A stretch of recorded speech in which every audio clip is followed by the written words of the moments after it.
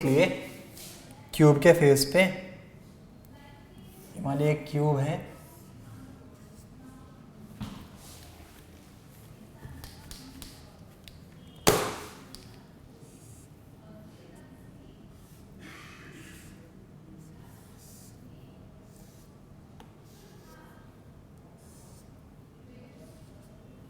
ये क्यूब है हमारे पास, इसका coefficient of volume expansion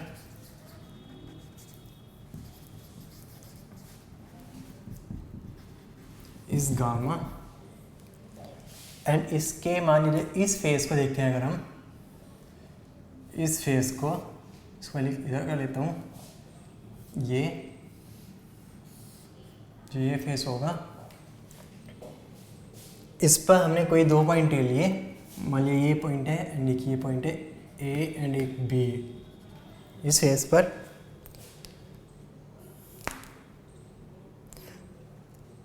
gamma and the distance between the point is L. So इन दोनों के बीच की डिस्टेंस एल है। If temperature of cube is increase by 1.5 degree Celsius, मतलब कि अगर मैं इस पूरे क्यूब का टेम्परेचर 1.5 डिग्री सेल्सियस इंक्रीज करता हूँ, that is delta T equal to 1.5 degree Celsius. Percentage change in distance between two points is, तो हमें जो इन दोनों पॉइंट्स के बीच में लेंथ है, डिस्टेंस है, उसमें कितना चेंज होगा वो परसेंट निकालना है। सो हमारे पास एक फेस के लिए, मतलब एरिया के लिए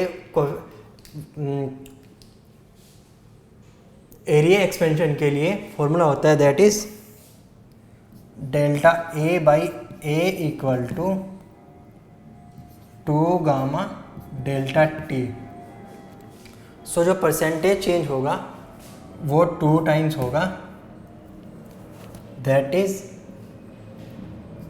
delta A equal to 2a into gamma delta T.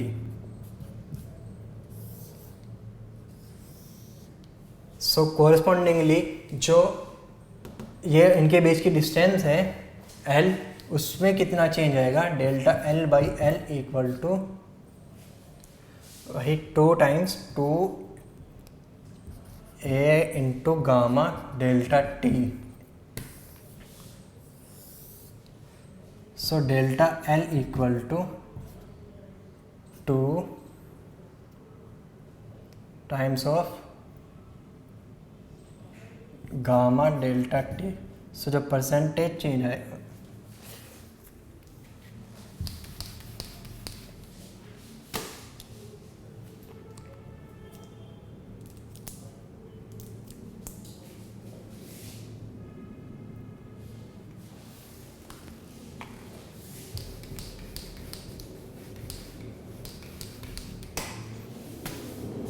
तो यहाँ से जो हमारे पास एरिया में चेंज होगा इस पूरे फेस के, वो 2 टाइम्स हो रहा है, that is 50%।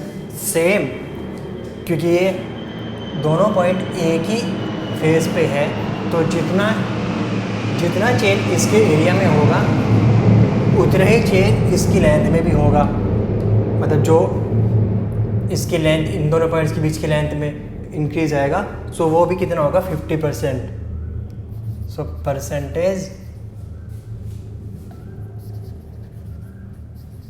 change in the length between the points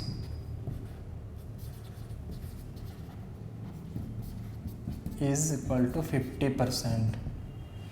क्योंकि यहाँ से एरिया में चेंज भी 2 टाइम्स आ रहा है, दैट इज़ 50%। सो लेंथ में भी चेंज, जितना इस पूरे एरिया में चेंज होगा उतना ही इन दोनों के बीच की डिस्टेंस में चेंज होगा। सो जो कि होगा 50%। नेक्स्ट 16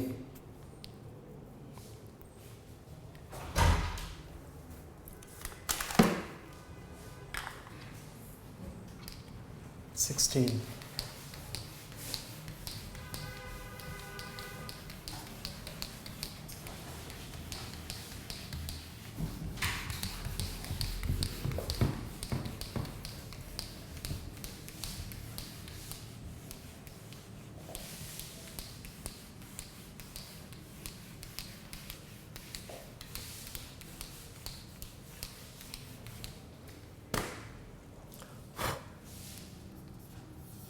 16 कहते हैं two conductor rods of same length, same cross section area and having coefficient of thermal conductivity K and 2K respectively are arranged in series combination.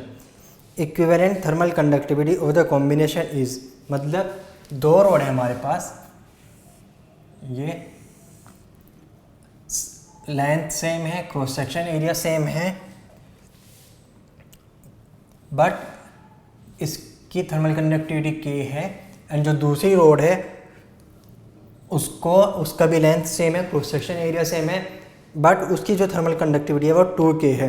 अब इन दोनों रोड को हमने सीरीज कॉम्बिनेशन में सीरीज में ऐड किया। जैसे ये अगर मेरी दूसरी रोड है, length same area same, but इसकी जो थर्मल कंडक्टिविटी होगी वो 2K है। मैंने इन दोनों को सीरीज में ऐड कर लिया,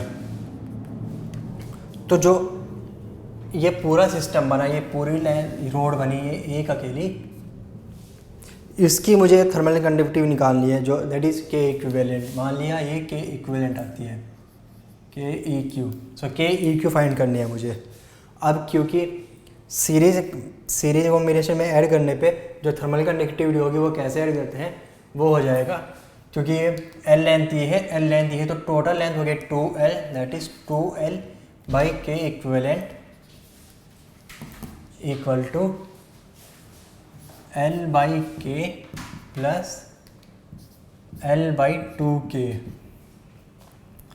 सो 2 by K equivalent equal to, क्योंकि ये फॉर्मूला होते हैं सीरीज़ में ऐड करने पर रोड्स को, तो उनकी कंडक्टिविटी जो थर्मल कंडक्टिविटी हो सकती है वो पैरेलल के टाइप से हम ऐड करते हैं, सोल्व करते हैं, जैसे पैरेलल उसके कॉम्बिनेशन में सोल्व करते हैं।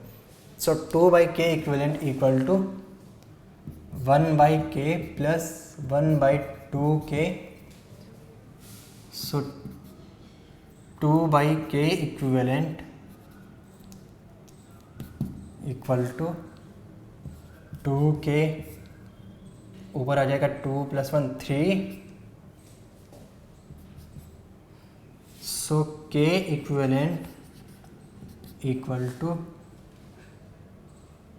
2 इंटू 2 4K बाई 3।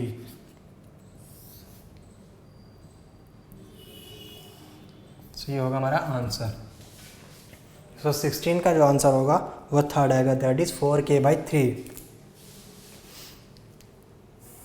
ये फॉर्मूला होते हैं हमारे पास जब हमारे पास थर्मल कंडक्टिविटी हो दो रोड्स की एंड लेंथ सेम है, क्रॉस सेक्शन एरिया सेम है। अगर हम उनको सीरीज़ में ज्वाइन करते हैं तो उनकी थर्मल कंडक्टिविटीज़ को हम ऐसे फाइंड करेंगे जो इक्विवेलेंट थर्मल कंडक्टिविटी होगी।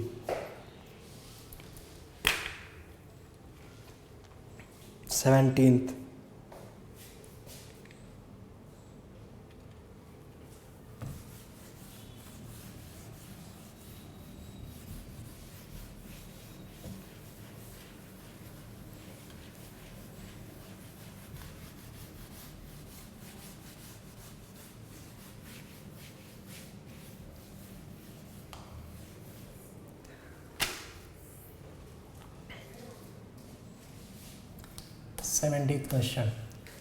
क्वेश्चन बोल रहा है that 280 joule heat is supplied to a diatomic gas at constant pressure, work done by the gas in the process is.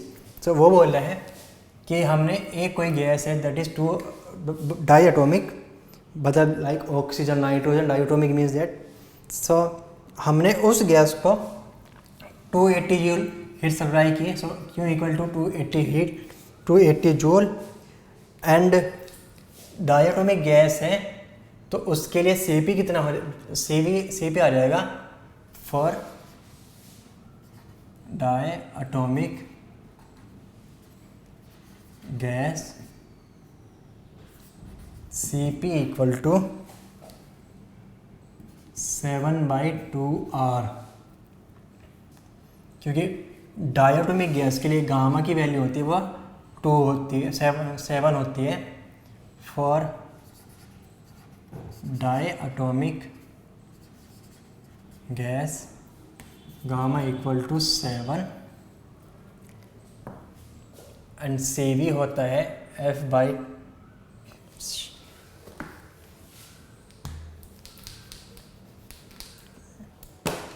F that is free degree of freedom होती है diatomic gas के लिए 5, कि diatomic gas के लिए जो degree of freedom होती है वो 5 होती है। एंड CV का फॉर्मूला होता है that is F/2R। So CV आ जाएगा 5/2R। हमें पता है कि डायटोमिक गैस के लिए डिग्री ऑफ फ्रीडम 5 होती है एंड CV का फॉर्मूला होता है F/2R।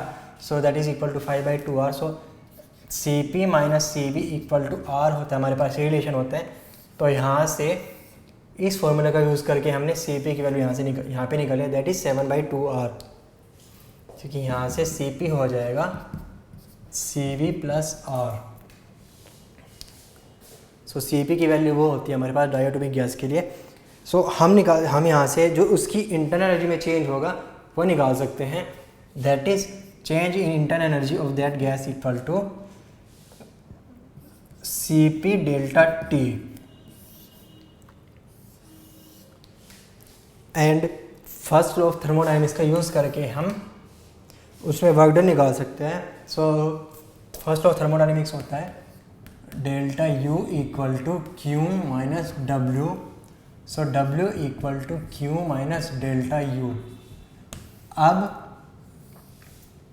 इस क्वेश्चन में हमें जो चेंज इन टेम्परेचर है गैस का वो नहीं गिवन है, तो इसमें हम डेल्टा U फाइंड नहीं कर सकते। जब तक डेल्टा T नहीं दिया होगा तब तक हम डेल्टा U फाइंड नहीं कर पाएंगे। सो अगर हम इसको आगे सोल्व करना चाहें तो सबसे पहले हमें डेल्टा T की ज़रूरत पड़ेगी।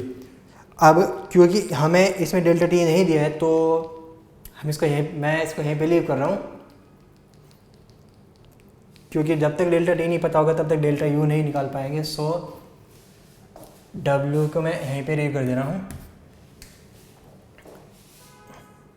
मतलब बेसिक कॉन्सेप्ट था कि Q मेरे पास ये है, CP मेरे पास ये आ जाएगा यहाँ से डायटोमिक गैस के लिए, क्योंकि डिग्री फ्रीडम 5 होती है। सो उसका यूज़ करके हमने CV होता है मेरे पास ये CP minus CV equal to R use करके CP निकालिए मैंने। अब डेल्टा U मेरा क्योंकि CP डेल्टा T होता है एंड फर्स्ट ऑफ थर्मोडायनेमिक्स ये होता है मेरे पास first law of thermodynamics.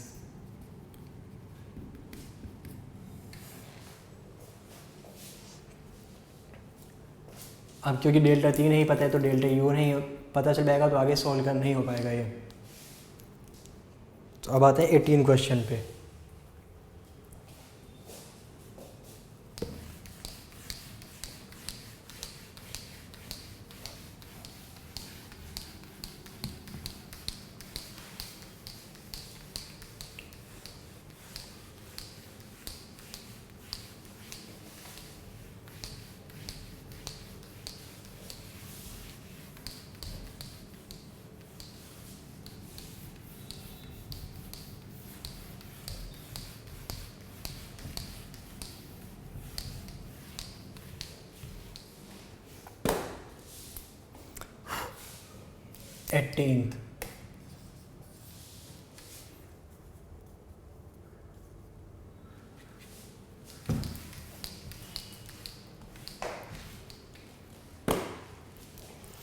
Eighteenth question बोलता है that at constant temperature mean free path of a gas molecule lambda depends upon pressure P of the gas. मतलब कि किसी कांस्टेंट टेम्परेचर पे जो मेन फ्री पाथ होगा किसी मॉलिक्यूल का ऑफ अ गैस, वो प्रेशर पे किस तरह से डिपेंड करेगा।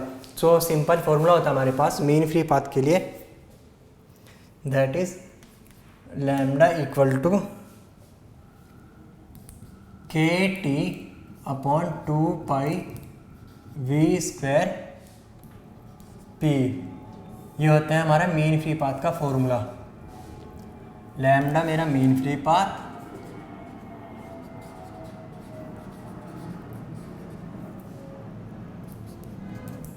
K Boltzmann constant,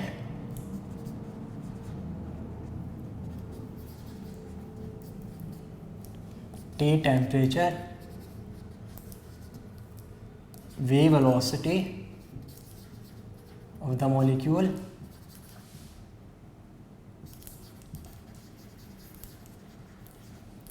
and P is the gas pressure of the gas.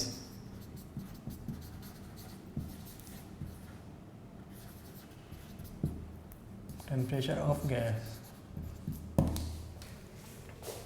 So lambda directly दिख रहा है कि लैम्डा मेरा होगा इन्वर्सली प्रोपोर्शनल टू P.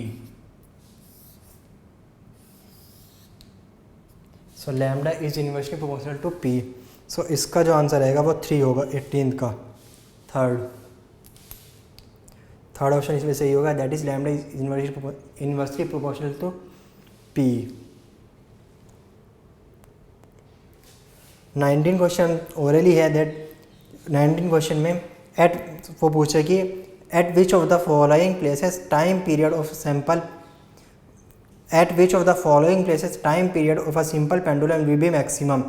सो हमें पता है क्योंकि जब सिंपल पेंडुलम होता है उसके लिए टाइम पीरियड कितना उसका टाइम पीरियड जी पर डिपेंड करता है डायरेक्टली.